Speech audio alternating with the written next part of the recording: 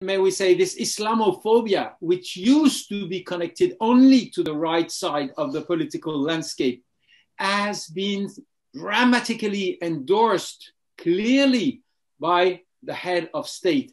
It was a right-wing Islamophobia. It has become, not with the laws, after the assassination of the history professor, it has completed this move to the right, and it has become a state Islamophobia. Let me ask you about Macron's new laws, which he says is going to combat what he calls separatism. Are these new laws going to help French society? Will they do harm to the Muslim community? Because he does say he believes the French state is somewhat responsible for what he calls separatism. Well, I'm glad you mentioned this sentence by Macron. He said, but he said it so briefly. He said, this separatism, there's a chance that we created it.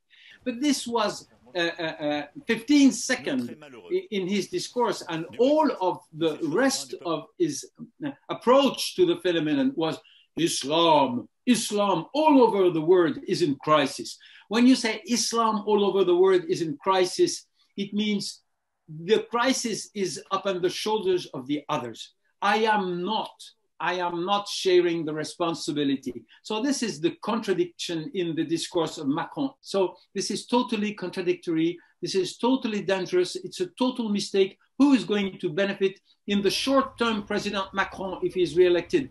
In the short and long term, no one. No one among Muslims, no one among non-Muslims in this French society. If we reconvene perhaps in 5 years' time, if Macron is coming to the end of a possible second term, what is life going to be like within French society for French Muslims? There are already signals, and this would probably be considered a victory, but young Muslims consider moving out of France, and others will most probably fuel the violent trend. We are preparing the next expression of tensions between the different communities. So I prefer to say that I might be wrong when I say so. I prefer to say that I'm unable to look toward future, but in the limit of my present knowledge, future in France is dark.